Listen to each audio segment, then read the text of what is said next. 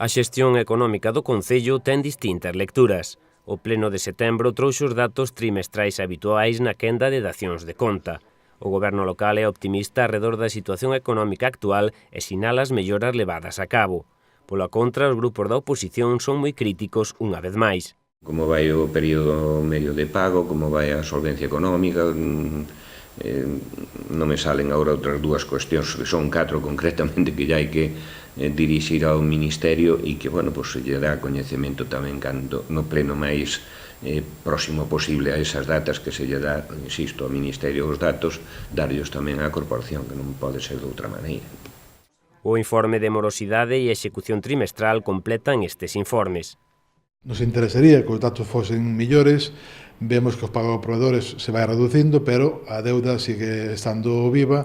Hai tamén algún dato que o señor alcalde quer rebaixar algún tipo de imposto, pero o plan de axuste non o permite, por lo tanto, estaremos á expectativa esperando a que se presenten novos orzamentos para ver en que quedan estas cuestións.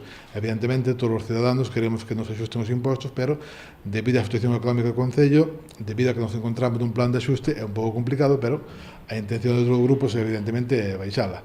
Bueno, aprobouse nun pleno no caso, por exemplo, do imposto referido aos bens inmobles. Sí, efectivamente, habíase acordado, habíase acordado que no momento en que se pudera salir deste plan de axuste, tanto IBI rústico como urbana se baixara a índices máis inferiores.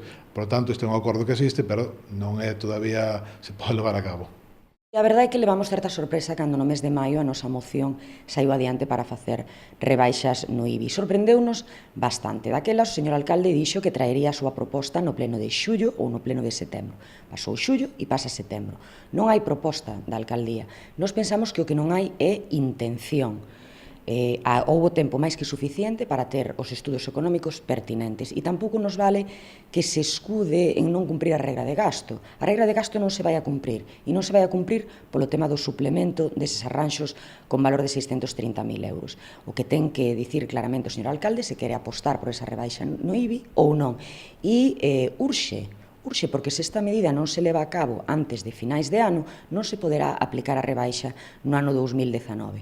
Seguimos de brazos cruzados, seguimos dando boas palabras, recordamos que a moción saiu adiante, pero de momento non se leva a cabo.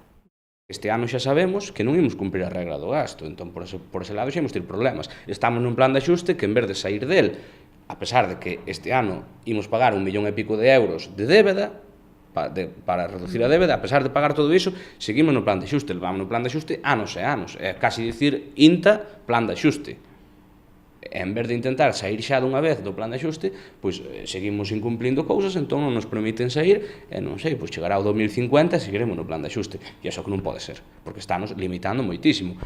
Bueno, non é que nos este limitando moitísimo, é que os propios ciudadanos están dando de conta das problemáticas que, o sea, din, algo debe pasar no Concello. A mellor non saben o que é un plan de axuste e non saben as implicacións que ten, pero saben como están as pistas, saben como están os servicios e saben que non se están facendo as cousas coa debida eficacia. E entón, iso é un gran problema, porque se non somos capaces de dar os servicios mínimos aos ciudadanos, é mellor irse para a casa.